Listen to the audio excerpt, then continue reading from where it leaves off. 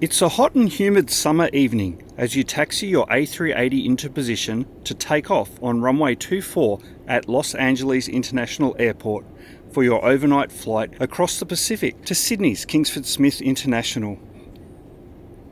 You have a full passenger load. Over 500 souls on board when you include the 26 flight and cabin crew on your team. With the fuel load required and a significant belly load of freight, the aircraft is very heavy, close to its maximum takeoff weight of 572 tonnes or over 1 million pounds. The wind, reported as calm, but the windsock indicates a very slight headwind. On this relatively short 3,000 metre or 10,000 foot long runway, you're at the very limit of the aircraft's takeoff performance capability. You advance the thrust levers and the aircraft starts accelerating down the runway. V1. The aircraft flight warning system generates an audio indication alerting you that you have passed the crucial speed after which an aborted takeoff is not possible. You're now committed to continue the takeoff. Suddenly, you hear a bang and the aircraft veers towards the left side of the runway. With a wheelbase measuring 1/3 of the runway width, you haven't got a lot of room to play with. You squeeze your right foot on its rudder pedal to ease the nose of the aircraft back onto the runway centerline. The aircraft continues to accelerate towards takeoff speed. Rotate, calls your colleague in the other seat. You pull back on the side stick, pitching the nose of the aircraft up at a little under 3 degrees per second. As the nose of the aircraft reaches 10 degrees above the horizon, you're airborne. Positive climb, calls your colleague, verifying that both the barometric and radar altimeters do indeed indicate that you have left the ground. Gear up, your colleague responds. On your primary flight display, you scan between the attitude and airspeed indications to ensure your final pitch attitude has you climbing away at V2, the takeoff safety speed that will ensure you clear the sand dunes beyond the end of the runway. Engine failure number 1, calls your colleague, filling in the blanks on what just happened. Hello everybody, I'm Phil Wilkes. Welcome aboard the Like a Pilot podcast, where we unveil the soft skills pilots utilise every time they strap into those high-speed aluminium and carbon fibre giants we call airliners. This show is your ticket to understanding the how and why behind what makes aviation one of the safest modes of travel. So it's time to fasten your seatbelts and join me now as we embark on a journey through the skies, where pilot skills become the blueprints for high performance in any field. In our last episode, we jumped into the flight simulator to look at how pilots use them for deliberate practice. Today, we're going to take another look at modern flight training and the power of small changes. We'll also be going on a few excursions to the Olympic Velodrome, for a little bike ride through the French countryside, and to the Formula One track. Having an engine failure at any time is not a great thing. From a performance perspective, losing an engine at V1 is the most critical time for it to happen. As the slowest speed at which you would continue the takeoff run with a failed engine, an engine failure at V1 also leaves the greatest gap to V2, the speed at which your climb performance to clear obstacles is predicated. With one less engine to accelerate you towards V2, you're going to use more runway to complete the takeoff run and will begin your climb considerably closer to the obstacles beyond the end of the runway, requiring a higher climb gradient to clear them. For a long time, flight training in multi-engine aircraft revolved around practicing such performance or time-critical scenarios as this one, the V1 cut. But what's it like from a piloting perspective? Taking some real-world performance data to set up this exact scenario in a flight simulator, an engine failure right at the critical V1 speed could leave some 26 km per hour or 16 miles per hour of additional acceleration required to reach the rotation speed. Plenty enough time for the pilot flying to look outside and use the remaining runway as an accurate guide as to where the runway centerline is, and therefore accurately establish how much rudder pedal input is required to have the aircraft track along the obstacle clear path that exists at all airports. Also, plenty of time to overcome some of that initial startle before concentrating your attention on establishing the aircraft at the correct climb speed. In short, enough time to ensure the manoeuvre is flown accurately and ensuring a safe outcome. But what if the engine failed as you rotated, when the gyroscopic precessional forces on the fan blades are at a maximum? Having completed its takeoff run with all engines operating, the aircraft is airborne a lot earlier, most likely at a higher speed, and in a much better position from a performance perspective than in our first example.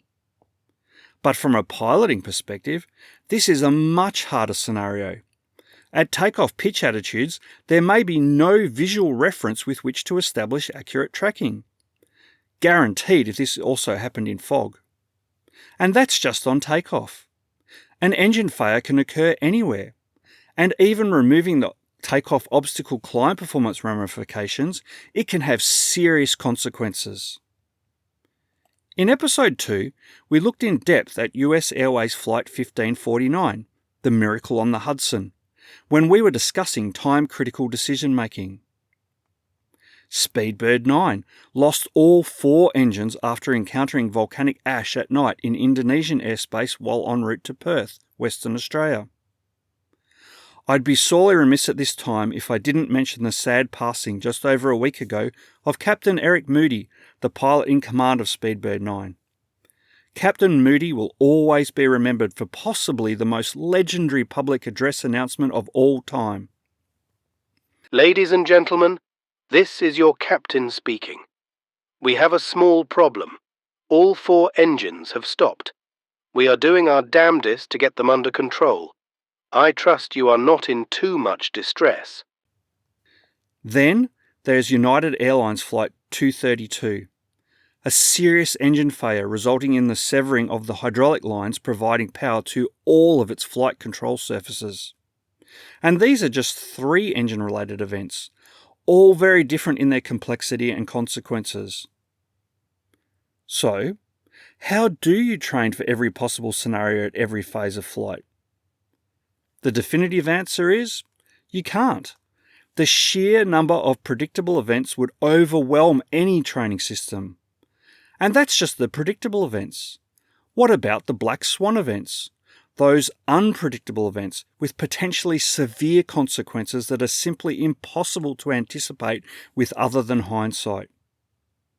As a result, instead, modern pilot training has moved towards a focus on developing core competencies, identified by the industry as critical to the safe conduct of any flight. The application of procedures, communication, leadership and teamwork, problem solving, decision making, situational awareness, workload management, and the more technical skills related to aircraft flight path management, both using automation and in manual flight. All the sorts of things we talk about in this podcast. Using the incredible capabilities of flight simulators that we discussed in our last episode, modern flight training pedagogy immerses pilots into realistic, unscripted scenarios where their ability to draw on behaviours that support the core competencies can be observed and evaluated. After the evaluation session, the instructor facilitates a debrief where the crew discuss key moments from the session and use root cause analysis to identify their own strengths and weaknesses across the core competencies. Let's look at an example. Let's say a crew identifies that the conclusion to a scenario results in an approach to land where, after a late change to the landing runway, the aircraft arrived late on final approach in a position from which it was unsafe to land. The crew made a great decision and elected to go around and make a second approach to land. To figure out why a go-around was necessary, the pilots begin by identifying that an altitude check was missed that would have alerted them to the fact that they were high on approach. But why was this check missed? That they were aware of the requirement for the check indicates that their knowledge of the procedures wasn't an issue, so why didn't they apply it? Situational awareness of their altitude was obviously lost, but why did they lose situational awareness? Were they distracted? Were they preoccupied with other actions that were inappropriate at the time? Were there other deviations from standard operating procedures? By working their way backwards by continuing to ask why questions, they eventually arrive at the fundamental issues that led to the result, the root cause of the unstable approach. The crew identifies that they had left the descent preparation too very late in the flight, instead of bringing their tasks forward to a quieter patch of the flight when they had greater spare capacity. As a result, the flight management computers were not loaded to take into account contingencies such as the late runway change. Further, both pilots had become absorbed in what was being loaded instead of clearly dividing the workload and leaving the pilot flying to concentrate on flight path management and assurance. They also identified cues that would have indicated that they were overloaded and prompted them to delay the beginning of the approach. Having identified specific behaviours and tools they can use moving forward to enhance their workload management processes before and during critical phases of flight, the instructor needs to complete the experiential learning loop. The whole point of the root cause analysis is not to figure out what the crew should have done differently in this particular scenario, but rather to identify changes to an individual pilot's processes and management structures that would mitigate against errors in any scenario. How best to do this? In a later training session, usually on the following day, the crew are presented with further, carefully crafted scenarios designed to specifically target the workload management competency behaviours observed during the evaluation session and identified during the debrief. Over time, through a continuous learning loop of identifying weaknesses through evaluation sessions and targeted scenario-based training, pilots hone their core competencies. This steady, incremental improvement makes pilots more adaptable and builds resilience against surprises, more able to handle both routine situations and unexpected challenges, even a black swan event. But how much benefit is there in making small tweaks here and there, making marginal improvements in key areas? Well, success leaves clues. And this is no more evident than on the back of change, leading from adversity to triumph.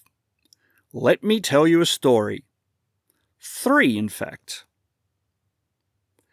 British cycling had a problem. Between the first modern Olympic Games in Athens in 1896 and the close of the 2000 Olympic Games in Sydney, Australia, 159 gold medals had been won in track cycling. British riders had won only 3. In 2004, they won 2, doubling their best tally at an Olympics. In the next 3 Olympic Games, however, British cyclists won 20 Olympic track gold medals, representing around 2/3 of all track gold medals awarded at these games. Over a not dissimilar time frame, since the first Tour de France in 1903, British results had been even bleaker than their Olympic efforts. No British cyclist had ever won the Tour de France. In 2012, Bradley Wiggins and Britain's Team Sky changed all that, becoming the first Brit to win the Tour. This was just the first of 6 Team Sky victories over 7 consecutive years. In 2011, the Fédération Internationale de l'Automobile, Formula One's governing body, banned mid-race refuelling. The crucial length of a pit stop would be solely determined by how quickly a team's mechanics could change the tyres of its race cars. In the early stages of the 2012 Formula One season, it quickly became apparent that the British McLaren team had a big problem. McLaren's average pit stop time at 4.5 seconds was excruciatingly slow compared to its rivals. Their pit crew had made several race-compromising slip-ups, and one gunman had even been relieved of his duties. By the end of the 2012 season, McLaren had set pit stop records in Montreal, Valencia and Silverstone, and on the 22nd of July, at the German Grand Prix in Hockenheim, McLaren set an all-time Formula One pit stop record of 2.31 seconds. So how did British cycling turn around its fortunes and start an Olympics gold rush? How did Team Sky achieve domination of the Tour de France? How did McLaren nearly halve their pit stop times over the length of just one season? And what does all this have to do with making small changes? In the late 90s, British Olympic officials made a decision to target Olympic track cycling due to the large number of medals on offer. In 2001, Dave Brailsford was appointed Performance Director for the World Class Performance Program. Brailsford had a more than passing interest in the philosophy of continuous improvement and championed the concept he referred to as the aggregation of marginal gains, breaking down every conceivable thing related to competing and seeking a 1% improvement in the belief that the sum of these small gains would add up to a massive overall improvement. Brailsford's team identified opportunities for improvement in strategy, human performance, and preparation, such as optimizing rider position using wind tunnels, seeking weight reductions in individual cycle components, dust elimination during cycle maintenance, transporting bedding between events to standardise sleep posture, and not shaking hands in competition to avoid illness. How does this tie in with the success of Britain's Team Sky on the Tour de France? In 2010, Team Sky appointed a new general manager and performance director. Yep, you guessed it, Dave Brailsford. And with him came his system of aggregating marginal gains. But what of McLaren? Enter Stafford Murray, sports scientist and leader of a team of performance analysts and biomechanists who had also been working with Britain's Olympians. In 2011, he joined McLaren to investigate why their rivals' pit stops were so much faster than their own. To cut a long story short, he made a few changes. McLaren's drivers were trained to stop at predetermined markings, allowing pit stop equipment to be precisely pre-positioned. The movement and gaze patterns of mechanics were optimised, right down to focusing on the wheel nuts that Murray had repainted bright orange. And mental imagery sessions were introduced for rehearsal, something we'll discuss in later episodes of this podcast. Okay, so small changes can add up to a big impact. Sounds great, I hear you say, but I'm not an Olympic cyclist, and my car is a bomb. How do I make aggregating marginal gains work for me? You know, in the real world, here, at sea level. Since my book Performance Pilot was first published, I've often been approached by pilots asking for advice on the fastest way for them to improve. This is the advice I give. Firstly, you need to approach any sort of personal or professional development with a plan. That is, you need to have clear objectives in mind, even if it's a small area you want to improve in. This could be anything from mastering a specific skill to building consistency in a particular task. But how do you establish a plan? Just as we saw in our example of modern flight training, you can establish objectives by analysing past performance. Reflection is critical. After any learning experience, take time to debrief yourself. What worked well? What areas do you want to focus on next time? And keep asking why to arrive at a root cause. Now, my last piece of advice is possibly going to be met with a groan. I recommend keeping a journal.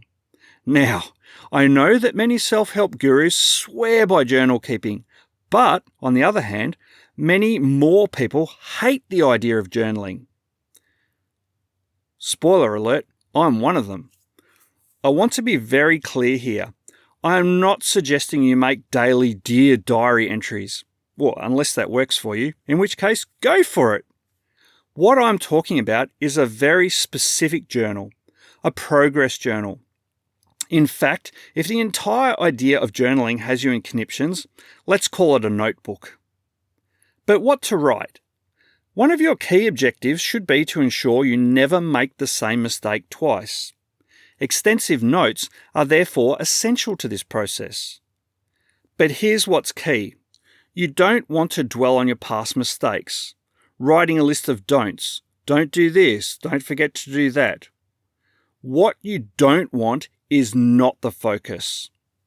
The focus needs to be on what you do want, the desired behaviours and processes. For example, if you keep forgetting a step in a process, instead of writing, don't forget to do X, instead link it to something. When I do Y, I will also do Z. Positive framing of what you want reinforces desired behaviours and makes improvement a more motivating process. While we're speaking of positive behaviours, you'll also want to record details on your successes. What went well? What processes did you use to achieve your successes? Incremental improvement is as much about reinforcing the good as eliminating the bad. Over time, your notebook journal will become a powerful tool for continuous improvement, a roadmap for success and future growth. One last note on personal development. Your mental approach to practice is also important. It's pointless practicing anything if you're not going to give it your 100%. Being sloppy or lax in any area of your practice only reinforces bad habits. We're not trying to aggregate marginal losses here, so don't practice bad habits. The beauty of aggregating gains is that by always practicing to be a little bit better than last time out, you're programming your brain, just like a golf or tennis pro grooving their swing. The concept of the aggregation of marginal gains is an excellent approach to any change we want to make in our lives. Not just Olympic track cycling, Formula One tyre changing, or the core competencies of a pilot. When we want to make any change in life, one of the hardest things is getting started. We hold ourselves back by our lack of belief in our own potential. This is often because the goals are too broad, too big, and therefore they are overwhelming, and we don't even make a start. We're inclined to overestimate the importance of making big changes and underestimate the value of making many smaller, but consistently better decisions on a day-to-day basis. Significant achievements rarely come down to isolated, in-the-moment events. It's easy to forget that habits, good or bad, are the result of all the 1% better, or worse, decisions we make along the way. Aggregating marginal gains means that we don't need to make big steps to improve. We can start by breaking our goals down into smaller, incremental changes, the 1%ers. By habitually taking smaller actions and seeing the results, we begin to believe in the process, our confidence builds, and we are motivated to make even more incremental changes. You just need to make a start. I'll leave the final words to the now Sir David Brailsford. Forget about perfection, focus on progression. Small improvements in a small number of different aspects of what we do can have a huge impact to our overall performance. Until next time, thank you for listening to the Like a Pilot podcast. For more information, check out the show notes at philwilkes.com/podcast. And yes, there are finally show notes. The Like a Pilot podcast is written and produced by me, Phil Wilkes. Additional voice talent, Lewis Wilkes. If you'd like to support the Like a Pilot podcast, our Patreon page is available at patreon.com/likeapilot. And if you've liked the show, please remember to rate, share, and review.